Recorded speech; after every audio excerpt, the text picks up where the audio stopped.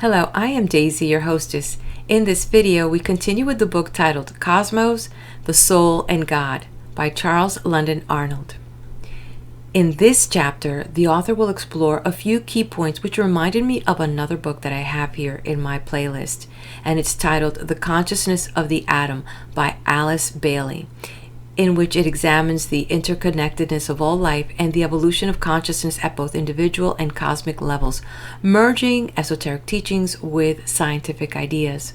So you may want to grab it from the playlist. Similarly, this author is presenting in this book a hypothesis that would deepen the understanding of the universe's spiritual dimension. The hypothesis expressing the creative force as, I will quote, an infinite, eternal, and infinitely energetic psychical universe of which the physical process and all conceivable or possible process are but phases. And so apparently this explanation is able then to offer some satisfactory vision of the whole of experience and the observed facts of the physical world. Perhaps some of the ideas are challenging to reconcile with mainstream scientific perspectives, yet overall it lends to the body of work in both esoteric philosophy and spiritual evolution of humanity as it continues on its search for the answer to that question. What is the source of creation? While this book was written in 1907, it serves as a barometer of progress, considering that most of the formal sciences as we know it today began to grab foothold around the 1600s. In recent years, in my opinion, due to the access to more engagement of knowledge via the internet and social media, it has become increasingly clear that materialism, or which is pretty much currently our culture's standard view of reality, is inadequate as a way of explaining the world and human experience. So aside from theology-based cosmogonies, they have their own other explanations. And as many know, standard science does not cover or offer explanations of phenomena such as a human consciousness, the effect of the mind on the body, near-death experiences, and other things similar to that. Perhaps some of it might slightly get some attention through the neurosciences. Other than that, such topics move into the realm of philosophy, especially ontology and also metaphysics, which aims at investigating the nature of existence. The author will discuss many interesting points, of which piqued my interest, and perhaps these will pique yours as well. One of them is being the relation of spiritual universe to the world of sense. And the other was a proposition that it's not mental evolution, but progressive manifestation of mind power. And there was another one which was a discussion between the distinction between instinct and reason. What I've learned recently from reading various books, many of which are here on the channel, is perhaps that ancient civilizations and our current civilizations are still trying to get a handle on understanding our place in the universe. Earlier this year, there was an article in Medium discussing a thinking universe, and I did leave links here in the description of this video. And it was saying that there is a common consensus among several scientists that thinking involves some form of information process, and for such processing to occur, information must be transmitted. Having said that, I personally believe that we do transmit thoughts, but that there are components regarding this process that we have yet to understand, and we yet have to develop the language and the tools to allow us to measure or establish this to be true in our present science. So that actually leaves us with a conundrum, right? So anyway, according to Einstein's theory of relativity, information cannot travel faster than the speed of light. I stand that, there are many anomalies that cannot be explained today through standard science, because I myself have had a near-death experience earlier in my lifetime, and, others have had other experiences too. But how about this one, that maybe you've had this experience where you are thinking about someone and just right then and there, guess what? You either get a phone call or there's a text message, and it's like how did that just come together, right?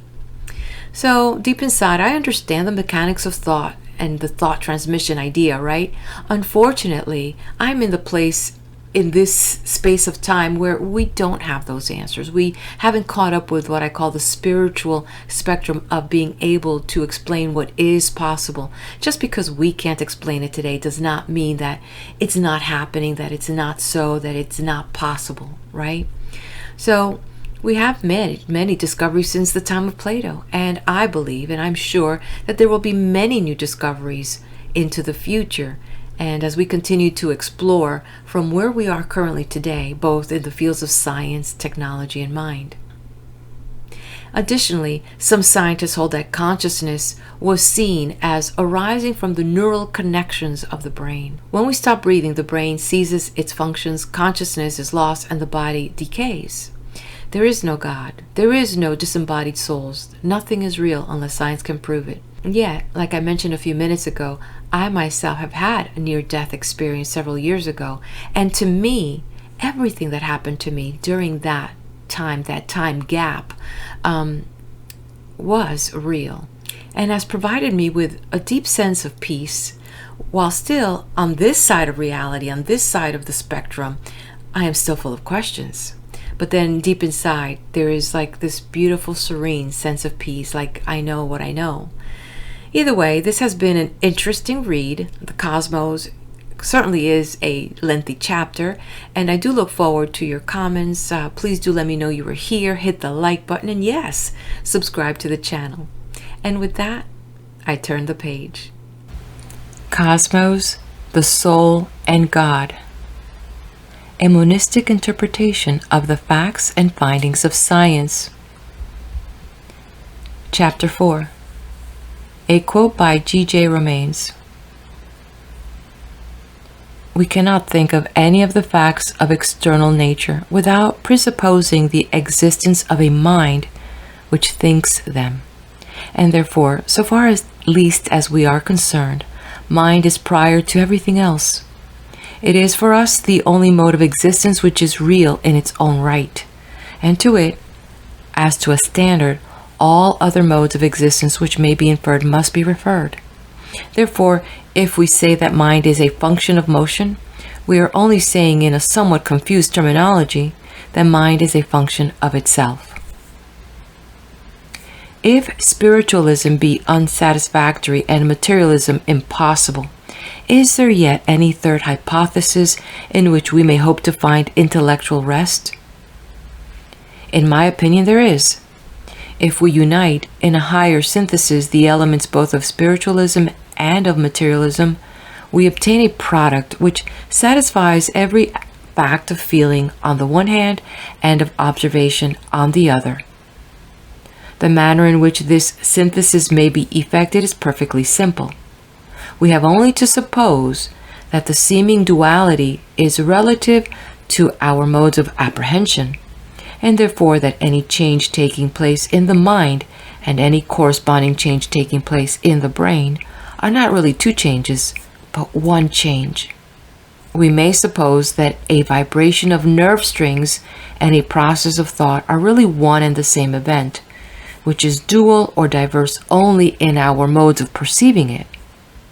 The great advantage of this theory is that it supposes only one stream of causation in which mind and motion are simultaneously concerned. This theory, therefore, escapes all the difficulties and contradictions with which both spiritualism and materialism are beset. End of quote. The Cosmos. We come now to the statement of our hypothesis. Science compels us to refer to the spiritual world, the marvelous complex forces which we know as gravitation, cohesion, chemical force, and electricity, without which the material universe could not exist for a moment in its present form, and perhaps not at all, since without these forces and others which may be termed atomic, it is doubtful whether matter itself could have any existence, unless we declare that this material world process is all of the universe, or that it came from nothing and into nothing returns. We are compelled to accept as the postulate of science that there exists another world order or universe, or many such, evolved one from another from all eternity. We postulate a purely psychical universe, the differential attribute of which is thought. We further conceive of this spiritual universe as infinite, eternal, infinitely energetic, and perfect. Being driven by the deductions of science above stated to assume the existence of a higher world order as the source of the material and energy of the present physical process, we deem it more philosophical to conceive this higher world or universe to exist from everlasting to everlasting than to regard it as an infinite succession of world processes. This higher and eternal universe does not consist of ethers, gases, or ghosts, but of purely physical relations akin to such as constitute thoughts and feelings when our minds are at least solicited by sense perceptions. Footnote. Fisk, Unseen World, page 40. End of footnote. In thus marking of the unseen universe from the material world of which we have knowledge, our line of demarcation would at least be drawn in the right place. The distinction we draw between physical and psychical phenomena immeasurably transcends all others.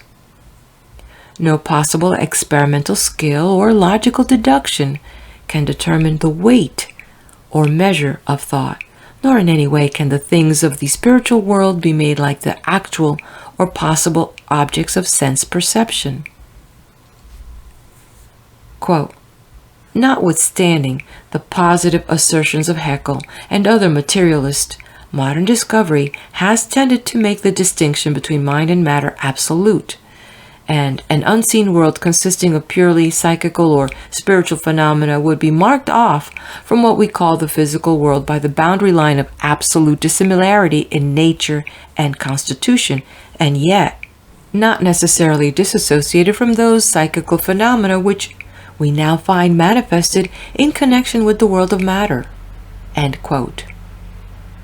Those phenomena, which in our present experience we designate as psychical because manifested apart from material conditions, are not the only spiritual phenomena of the present world order.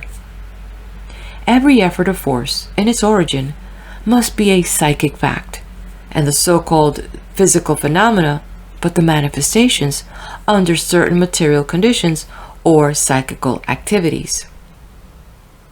You can no more investigate force apart from the material manifestation of its activity than you can thought or feeling by any of the methods by which physical phenomena are investigated. It is indeed true that when we survey the net results of our experience up to the present time, we find evidence that cannot be disputed that what are commonly called psychic phenomena in the physical world have begun to be manifested only in connection with certain complex aggregates of matter. As these material aggregates have age by age become more complex in structure, more complex psychical phenomena have been exhibited. We can readily agree with Mr. Fisk in the above statements, but it is not certain that those phenomena, which we regard as psychical, are the only phenomena of spiritual significance. It may be that every physical phenomena is of psychic origin. To this supposition we are inclined to give assent. We have traced several series of cause and effect back to this higher world order. Two of the series traced in the first chapter led us through the activities of the human body and brain back to the same inscrutable terms in the psychical world.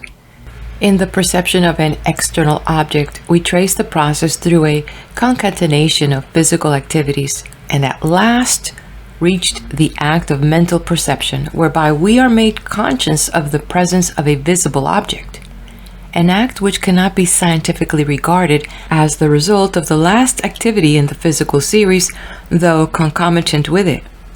In the case of a series originating with the will, we meet with the same break in the concatenation. I thrust forth my hand to strike an object.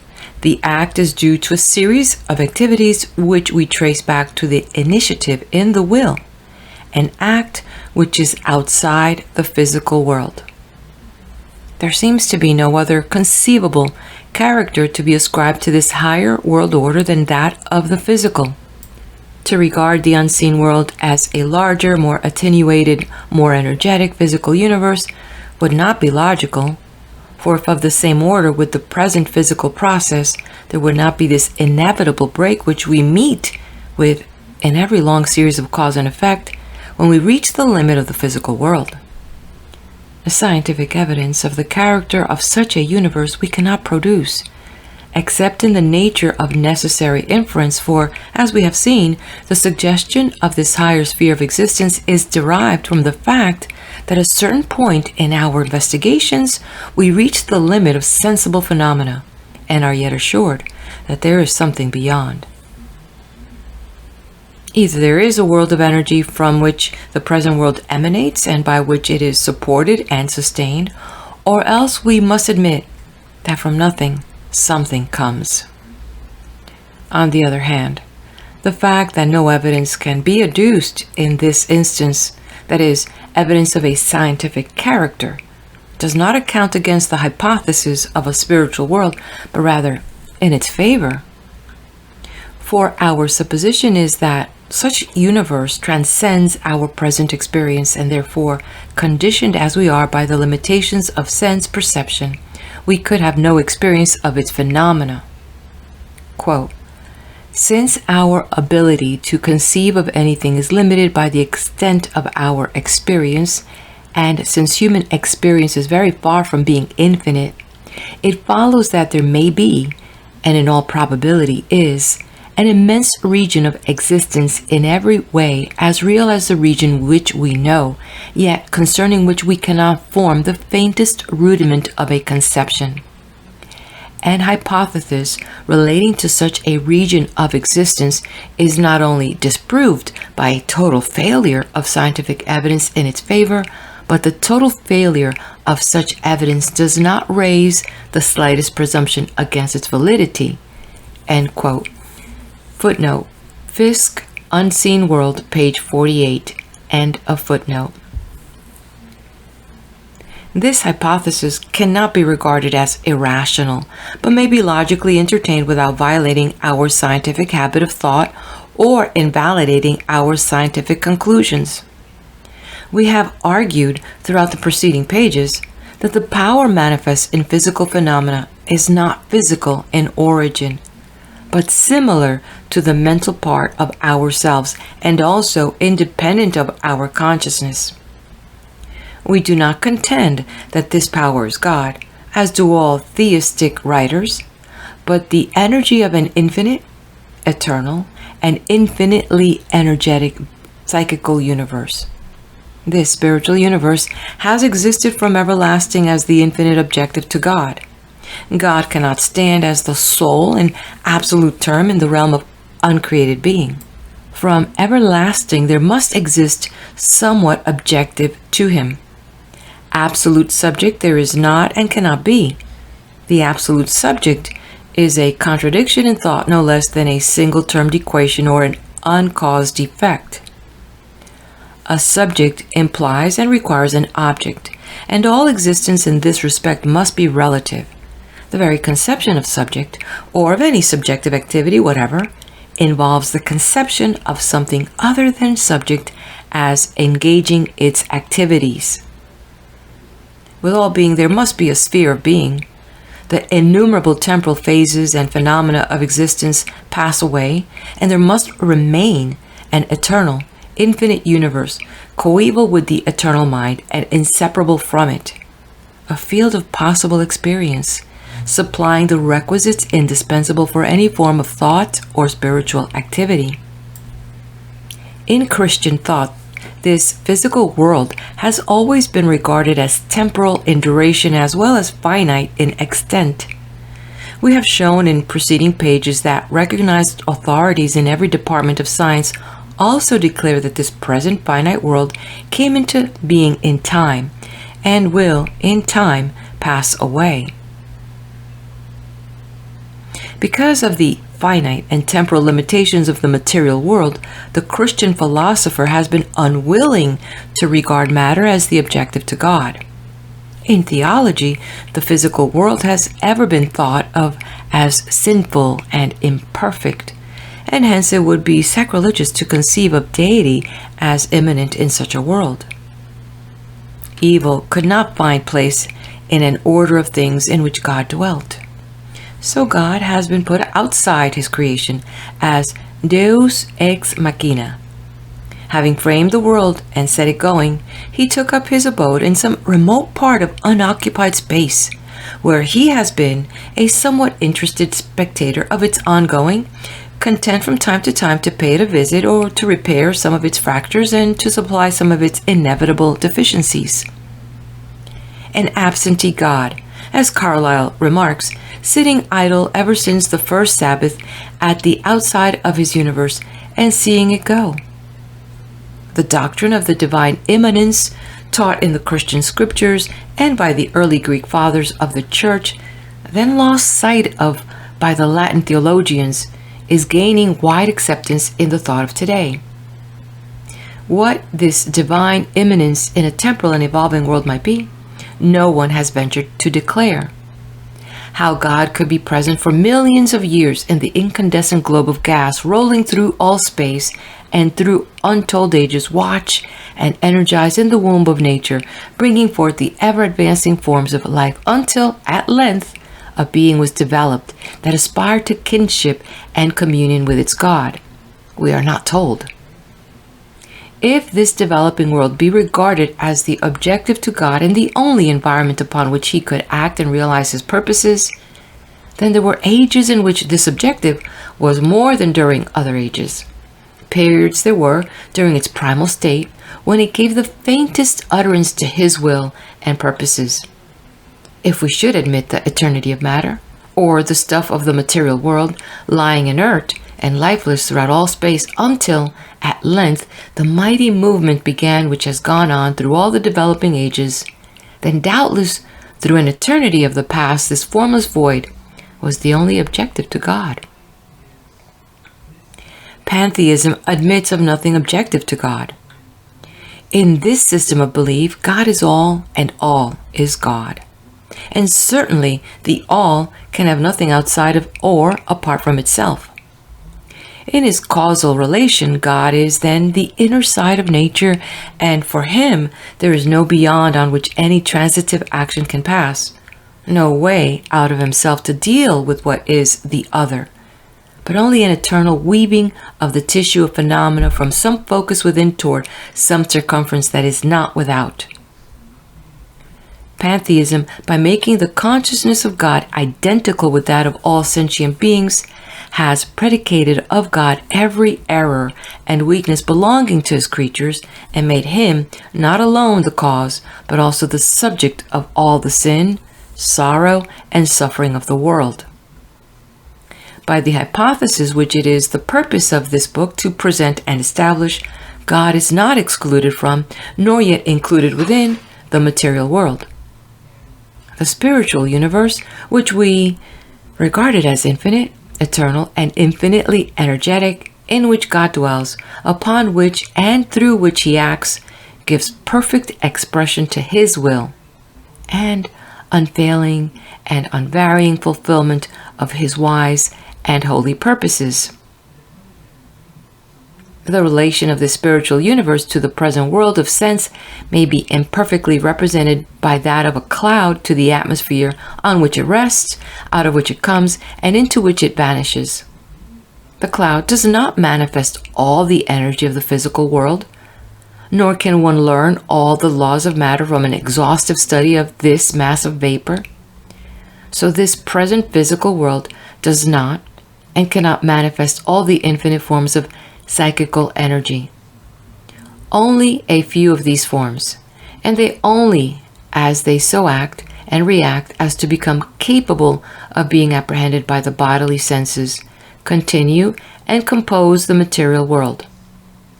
All physical energy, every exertion of force, every sensible activity, every phenomenon in this present world order is derived from or originates in the spiritual world. The atom, the ultimate unit of matter, is a manifestation of certain psychical forces, forces originating beyond the region of our scientific knowledge. Accepting the theory of the vortex atom, it is conceivable that such atom is a motion of a certain kind capable of manifesting physical properties. This motion is due to energy of another order. The ether has been regarded as a universal fluid full of, or rather composed of, vortex motion, these vortices being smaller and more closely packed than in the ordinary matter.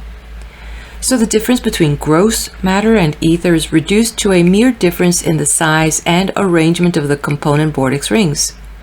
Molecules are combinations of the vortex atoms or motions manifesting under new forms and varying properties energy from the unseen. As matter advances in composition, constitution, and organization, it affords loci for manifestation of ever higher and higher forms of psychical energy or power. Throughout the physical world, during its primordial period, the forces of the mineral kingdom could alone manifest themselves.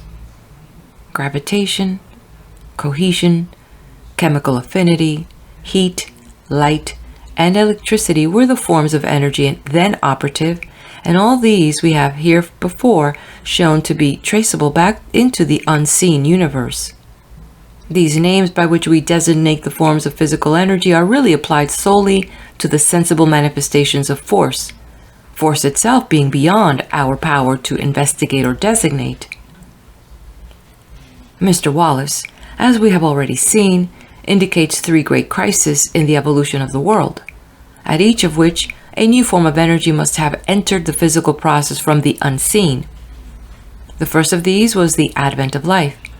By our hypothesis, no invasion of the physical order is demanded. Every particle of matter in the material world is embraced and interpenetrated by the infinitely energetic unseen universe. Like an exhaustless, mighty stream, this tide of psychic energy sweeps through matter, touching every atom, and seeking points of manifestation in physical activities. Whenever and wherever matter presents a sufficiently complex organization and affords thus a locus, then and there the manifestation of life occurs in the primordial germ. Every advance in the evolution of life in the world is to be accounted for simply by increase of complexity in the organism. Every slightest variation in the organ is seized upon and becomes a locus for a peculiar manifestation of life.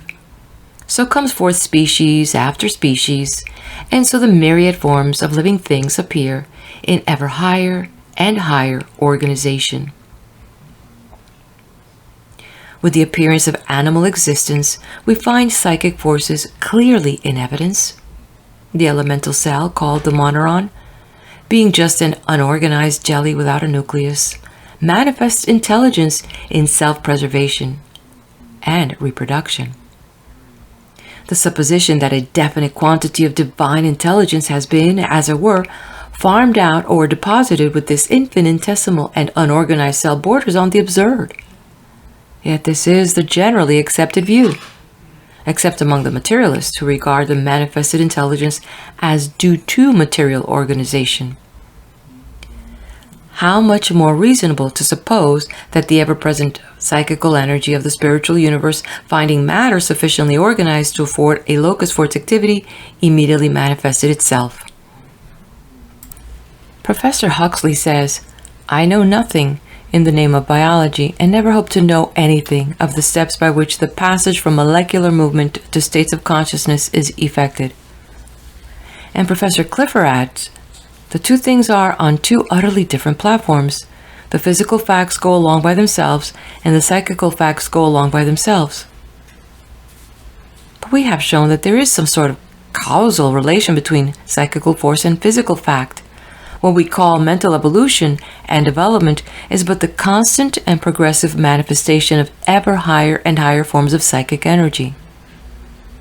The increasing glory and splendor of the physical process as it advances towards the one far-off divine event to which the whole creation moves is a transfiguration of the material world, whereby it is irradiate with that light which is not on sea or land, but comes steaming in with dazzling brightness from the universe unseen.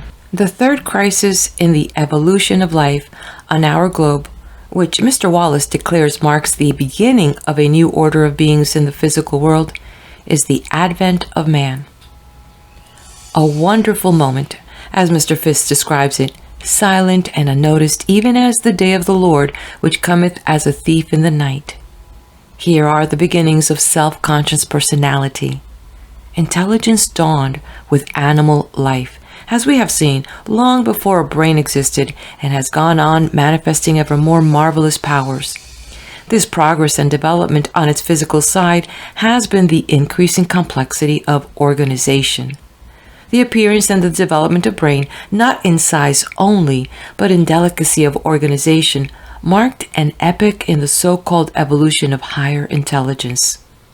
Those peculiar manifestations of reason and intelligence which are characteristic of particular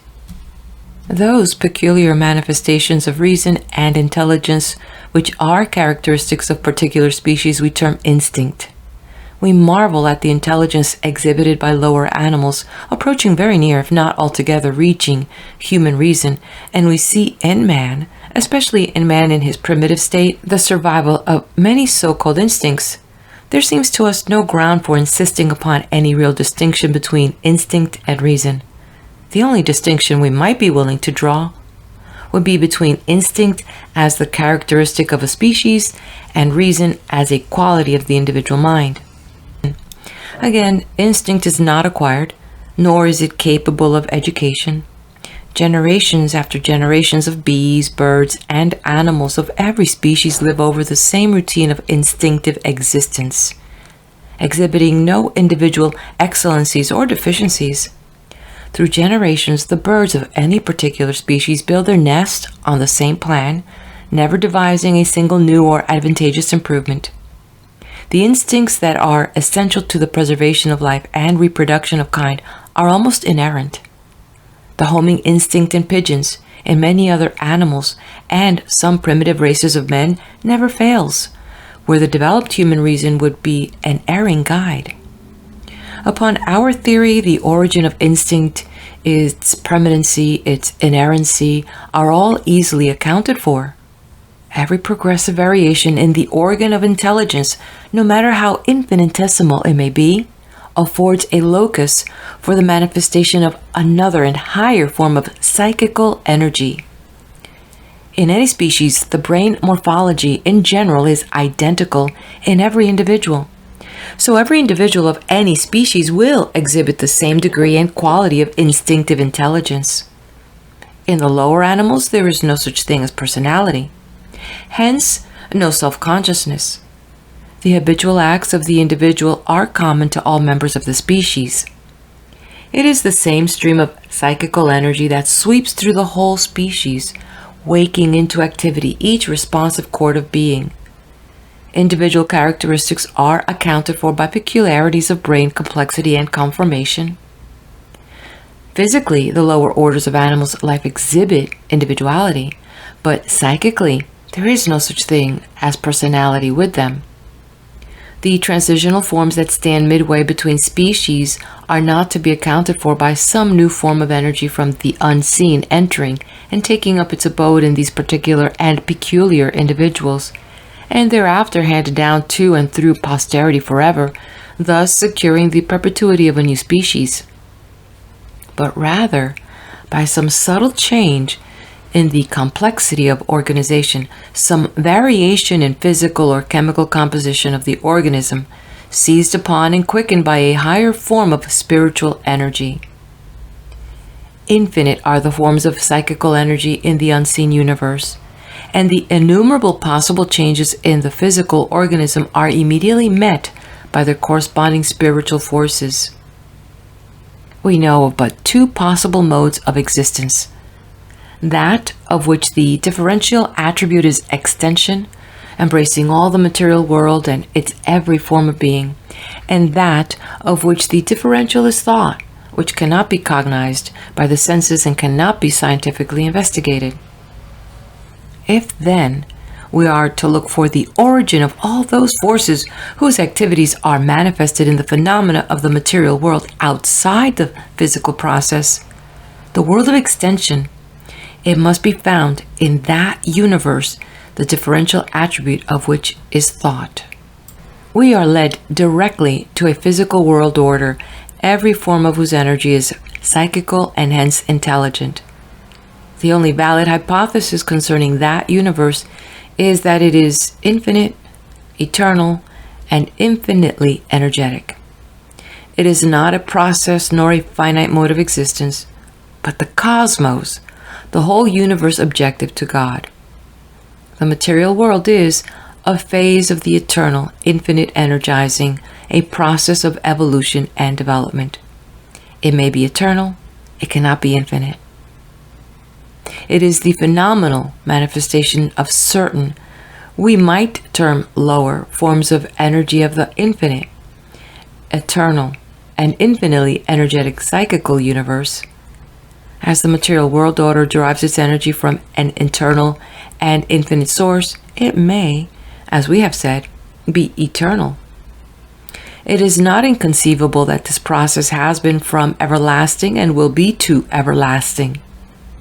The law of the indestructibility of matter and that of the conservation of energy are not in any respect invalidated by this hypothesis of a finite material process as the phenomenal manifestation of universal energizing. If every phenomena is a manifestation of infinite energy determined by material conditions, then would there never be any failure of energy in the physical process? And if there were no such thing as transformation of energy, yet in effect, the phenomena would be the same as if there were. The new knowledge, the development of which is to be the glory of the 20th century, impugns the absolute truth of the law of the conservation of mass. The study of radioactivity tends to revolutionize our idea of mass.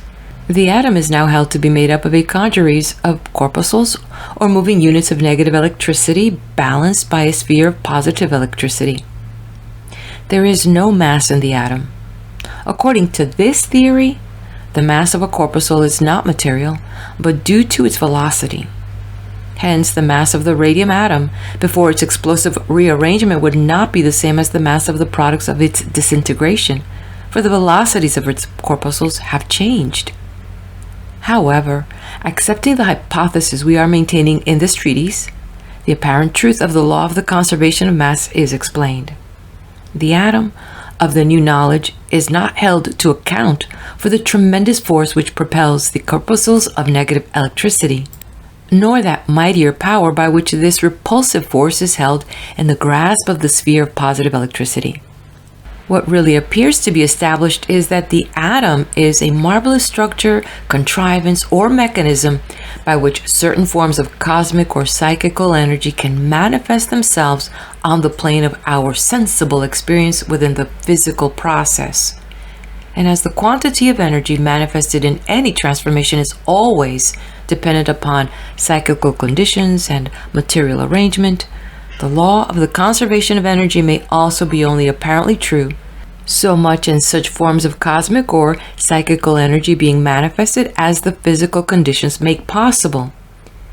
We have suggested above the possibility that there is no such thing as transformation of energy other than a change of the physical conditions of energetic manifestation. A supposed transformation of heat into light may be only such a change of physical conditions as will permit the appearance of another form of psychical energy. It is not a transformation, but the appearance of a distinct form of energy under its own peculiar physical conditions. There was a time in the history of the earth, as we have seen, when only the physical forces were manifested.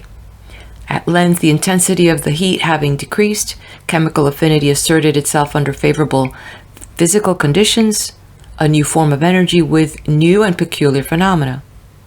Ages upon ages passed, and in the fullness of time, when material conditions were favorable and an organism had been brought forth of sufficiently complex constitution, life appeared, producing a still more specialized group of phenomena. Through the advancing ages, this life force manifested itself in phenomena of a higher and higher order until finally, when the conditions were fully ripe, there appeared the self-conscious, self-determining, rational, and moral spirit of man, a new and still higher form of energy.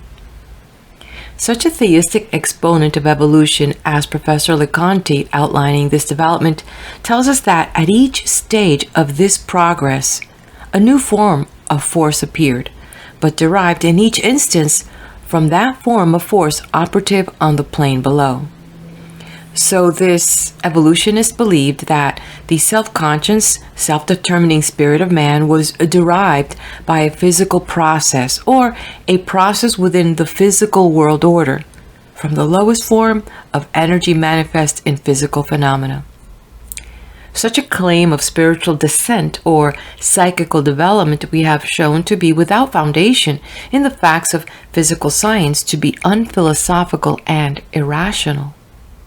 Other evolutionists, represented by Mr. Alfred Russel Wallace, refer these new forms of energy as they appear in the progress of development to the unseen spiritual universe, coming into the physical process at certain times and thereafter developing onward and upward.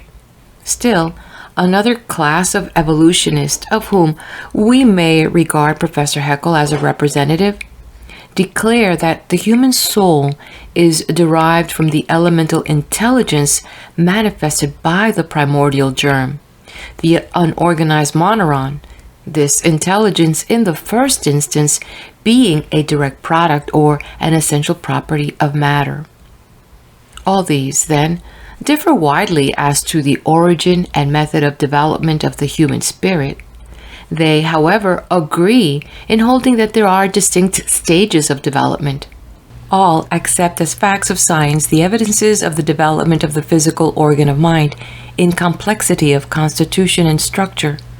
All agree that there are several well-marked epochs in the progress of the organic evolution when certain groups of phenomena are first manifested. In all these theories, intelligence is held to exist in each intelligent being from the amoeba to man as an entity. Haeckel speaks of the cell soul, and all evolutionists regard the nascent soul as passing through a process of embryonic development in the womb of nature, its gestative mother. Whether each soul is developed in this descent as an entity, or one great soul is coming to birth to be individuated at last in each separate man, is not clearly stated, if clearly conceived. It is conceded that the higher intelligence is correlated with the more fully developed physical organ, the brain. How does this happen? Either some intelligent ruler of the universe, author and superintendent of the process of evolution, must introduce these more intelligent souls to the more highly developed organs, or each soul in its developing course must pass from progenitor to offspring with or in the spermatozoon and ovum, out of which the physical organism is developed. Or again, the soul in each individual is the immediate product of the brain itself. Each of these suppositions presents insuperable difficulties, and all appear puerile and impracticable. These difficulties vanish when we assume that all the phenomena of the physical process are but manifestations of the energy of the infinite, eternal, and infinitely energetic psychical universe dependent upon material and organic conditions. There remains, upon this supposition, no question about the origin of motion, of matter, of physical or chemical phenomena, of vegetable or animal life, nor of the psychical phenomena of the soul life of man. All these are but the names we apply to the certain manifestations of psychical energy within the physical process. Professor Haeckel, in defense of his monistic theory of substance, attempts, with no great measure of success, to establish the unity of the two laws of the indestructibility of matter and the conservation or persistence of force. He admits that this unity is much disputed. He offers little proof of the truth of his contention, but goes back to Spinoza and his stately pantheistic notion of the world. In the teachings of this great philosopher, he sees exhibited two different aspects of the being of the cosmos, or two fundamental attributes: matter, extended substance, and spirit, the all-embracing energy of thought. This thought of Spinoza's, which Goethe regarded as the loftiest, profoundest, and truest thought of all the ages, really finds no place or meaning in the philosophy of Hegel, for the latter makes thought and all intelligence only a property of matter or substance. But Spinoza's thought is a grand foreshadowing of the theory herein presented of an infinite, eternal, and infinitely energetic psychical universe, the differential attribute of which is thought. This is the purest and most rational monism. The psychical universe is the whole and entire cosmos, a phase of whose activities is this material world order or physical process. Every single object in the world which comes within the sphere of our cognizance, all individual forms of existence, are but special, transitory forms, accidents, or modes of the energy of the spiritual universe. These modes are material things when we regard them under the attribute of extension as occupying space, intelligent energy or ideas when considered under the attribute of thought. By our hypothesis, we save the real objective existence of the material world and also bring forth the cosmos as the eternal and infinite objective to God. We hold to no such meaningless fancy as that the material world has no existence outside the forms of our thought and consciousness. We do hold that the physical process is but the phenomenal representation of certain forms of psychical energy, capable of being cognized by the self-conscious personality through the physical senses.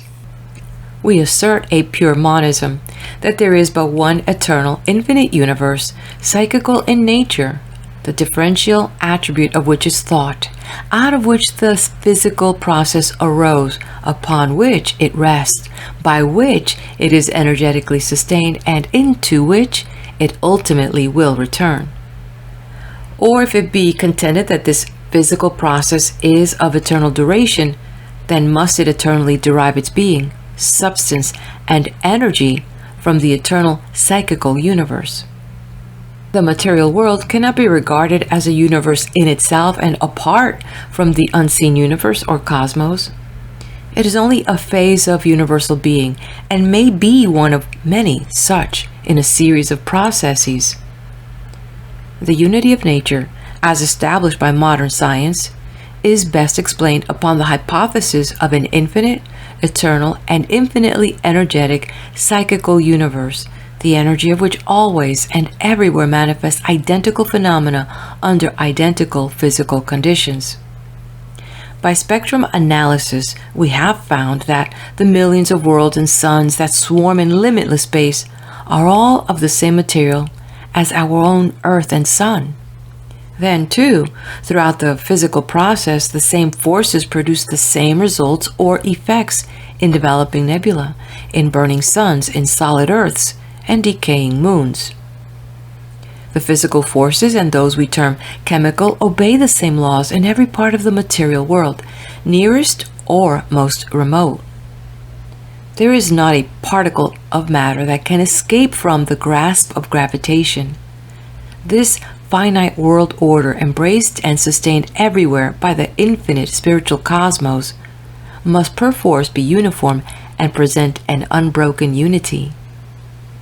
If we should admit the correctness of the theory of the decay and rebirth of cosmic bodies, we should in no way invalidate our conclusions, for, as we have said before, we may as reasonably admit the eternal as the temporal character of the physical process. Indeed, if there is an eternal energizing of the eternal unseen universe, it is quite reasonable to suppose that the manifestations of that energizing in the material world will go on forever. Recent science declares that not only are there now upbuilding in the depths of space worlds and systems of worlds, but suns are growing dark and cold, and earths are hasting to decay. With prophetic vision, science peers into the remotest future, sees the planets gradually narrowing their orbits, until at last with awful plunge they must leap into the cooling bosom of the sun, by terrific impact, either to generate afresh the tremendous heat that expands that burning mass back into the primordial nebula, to begin again the round of evolution and decay, or to roll up as a scroll, to lie inert and cold, a mighty ember in empty space. It matters not. The denouement may be, our hypothesis is equally valid and certainly verified. The universe, the cosmos, suffers neither loss nor gain, whether this be the final catastrophe or the new birth of systems of worlds to undergo the changes through which our world is passing now. Thus do we see the relation existing between the cosmos and the physical process as such. The cosmos is unknowable so far, and only so far as it is absolute with reference to ourselves, that is, so far as it exists out of relation with our intelligence. As manifested to our intelligence, the cosmos is the world of phenomena, which world is the realm of the knowable outside of consciousness. Underlying this realm of phenomena, we find ourselves compelled to postulate an absolute reality. Without such a postulate, we conclude that it would be impossible to form any theory whatever, either of subjective or objective phenomena. These phenomena, whether subjective or objective, are the products of persistent power, a power to which no limit in time or space is conceivable, and which can be known to us only through these manifestations. If we venture to inquire what may be the nature of the inscrutable power manifested only through glimpses of the manifold phenomena of the knowable world, we shall find its ultimate essence to be identifiable with the ultimate essence of what we know as mind. If we conceive units of force existing objectively as of essentially identical nature with those subjectively manifested as units of feelings, we have a possible rational hypothesis explaining the relation of mind and matter.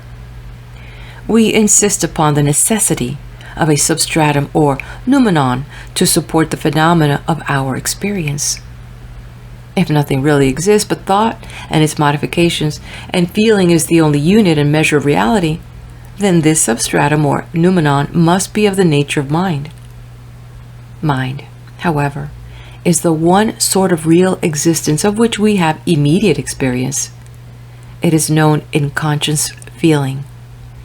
This known kind of existence, then, will satisfy the conditions of the substratum, and we may, therefore, postulate that mode of existence of which the differential attribute is thought, as the noumenon of all objective and subjective phenomena. Thus we reach the unity and continuity of the cosmos, which is infinite, eternal, infinitely energetic, and psychical, and is made manifest in all the phenomena of which we may be cognizant. A luminous passage from Kant's Critique of Pure Reason may well be studied in this connection. Quote, though extension, impenetrability, cohesion, and motion, in short, everything we obtain through the outward sense, cannot be or contain thought, feeling, or the like, which in no case can be the objects of outward perception, yet the something which underlies the outward phenomena and so affects our sense as to furnish it with the notions of space, matter, form, etc. This something, I say, considered as a noumenon, might well be the subject of thoughts. Though we obtain from it, through the outward sense, no perception of ideas, will, or the like, but only of space and its modifications. This something, whatever it may be, has in itself none of the qualities of matter, such as extension, impenetrability, and the like. For statements about these qualities are statements about our perceptions. But the qualities proper to the inner sense, namely ideas and thought, may be ascribed to it without contradiction. I am free to assume that matter is in itself simple, and that the substance which to our outward sense is extended is in itself accompanied by thoughts capable of being represented in consciousness by an inward sense of its own. In this way, the same thing that in one aspect is called bodily would in another be a thinking being, of which we could not perceive the thought, but could perceive the signs of it in the phenomenon. Then we should no longer say that our souls think, assuming soul to be a certain kind of substance. We should say, with common speech, that men think. In other words, that the same thing which, as an outward phenomena, is extended, is inwardly or in itself a subject, which is not composite, but which is simple and thinks. End of quote. Our contention is that the inner and the outer world are not really different and parallel, but one and the same world under two distinct attributes or aspects. In the language of Spinoza, this substance or thing in itself is God. He would say that God's reality is constituted and expressed by these determinate manifestations. This is plain and lofty pantheism, from which it seems there is no escape except through some such hypothesis as that we have offered of an infinite, eternal, infinitely energetic, psychical universe. Here is the very essence of the universe, the infinite substance manifest under the two aspects of extension and thought. This infinite universe, the essential cosmos, though not a world immediately accessible to any particular order of finite beings or minds, includes every possible consequence of infinite being, in which there can exist no real distinction between the actual and the possible. In a former chapter, we have traced the relation of the cosmos to the phenomena of organic nature.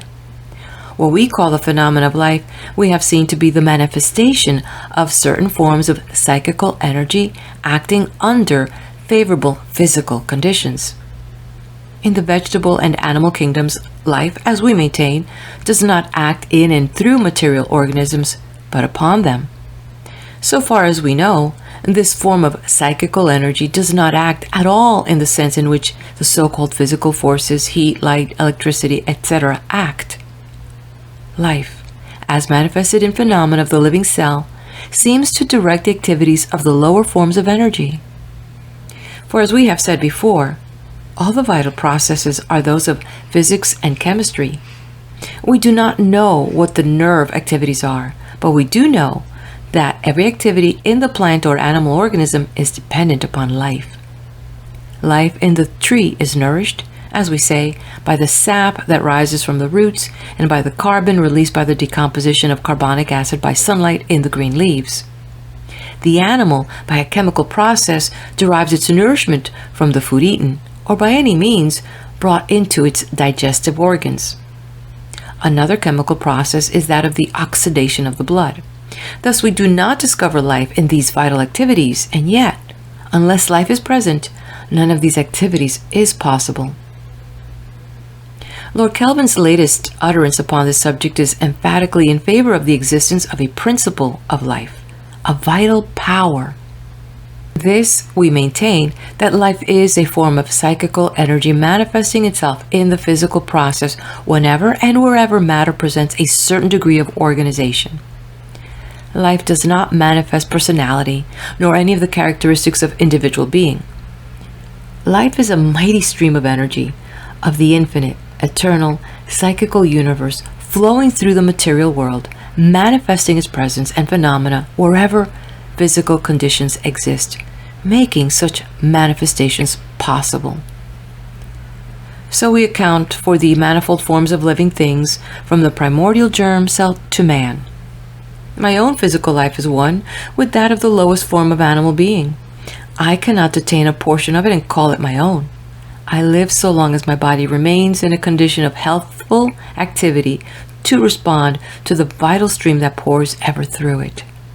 To quote Sir Oliver Lodge, "The view concerning life I have endeavored to express is that it is neither matter nor energy, nor even a function of matter or of energy, but is something belonging to a different category, that by some means at present unknown, it is able to interact with the material world for a time, but that it can also exist in some sense independently, although in that condition of existence it is by no means apprehensible by our senses.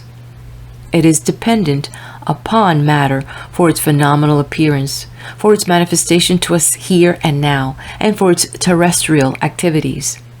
But otherwise, I conceive it as independent, that its essential existence is continuous and permanent, though its interactions with matter are discontinuous and temporary.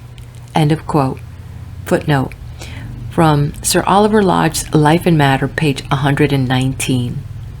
End of footnote. This eminent physicist bears most valuable witness to the truth of our theory that the boundaries of the present physical world are the limits of sensible knowledge. We can know life in and through the vital phenomena which are temporal. We cannot know it in its independent existence, which is continuous and permanent. We have shown here before that we are able scientifically to investigate the physical side, the material conditions and organs of all phenomena manifest within the physical process, whether physical, vital, or mental, from the phenomena of light to those of the most soaring intellectual genius. We have seen also that the peculiar phenomena of genius, no less than those of light, are due to physical conditions. The superior intellectual and artistic powers of a Shakespeare and a Raphael are alike due to brain conformations and complexity of composition and structure, which afford loci for the manifestations of certain higher forms of psychic energy. Genius is not a divine gift or endowment, nor does it seem to be part of the personality, but rather, like instinct, is the result of the play of mighty, undividuated, and unappropriated psychical forces. Like instinct, genius is not educable in the sense in which the normal mind may be educated. Often have the mightiest powers of genius been exhibited by persons whose minds were utterly fallow and without culture. Genius seems not to be hereditary, the peculiar development of the organism being due to sporadic physical conditions which we are not as yet able to investigate intelligently. Certain abnormal brain conditions seem to be attended by peculiar and sometimes most unaccountable phenomena. Somnambulism, hypnotic conditions, delirium, etc., present strange manifestations, the immediate cause of which is some abnormal brain state, developing certain peculiar conditions in cells of the organ of mind. Sometimes we ascribe these phenomena to the so-called subconscious mind, as if there were a portion of the human personality below what we call consciousness, and elevated to that plane by some unusual condition of the soul or personality. I am led to believe that the term subconscious activities is erroneous. They should rather be called supraconscious activities, due to the intensifying and heightening of brain and nerve action, whereby higher and extra-personal psychical forces manifest themselves. End of chapter. Join me at the next video as we continue with Cosmos, the Soul, and God. There are going to be some interesting headlines that will be discussed. I'm looking through them, and these are the ones that I'm looking forward to sharing with you. But there are many more, but here's my favorite so far. Inability of science to account for inherited intelligence. The necessity for a new definition of the soul. That sounds interesting, right? Progressive manifestation of consciousness, and the soul is individuated by the brain out of the unseen. That's interesting. And natural morality dependent on brain development. Well, I'd like to see how they're going to expand on that, because if that is true, then we need a lot of brain development based on the morality of today's time. Just look at the headline news, right? Well, anyway, thank you for joining me, and I'll meet you at the next video.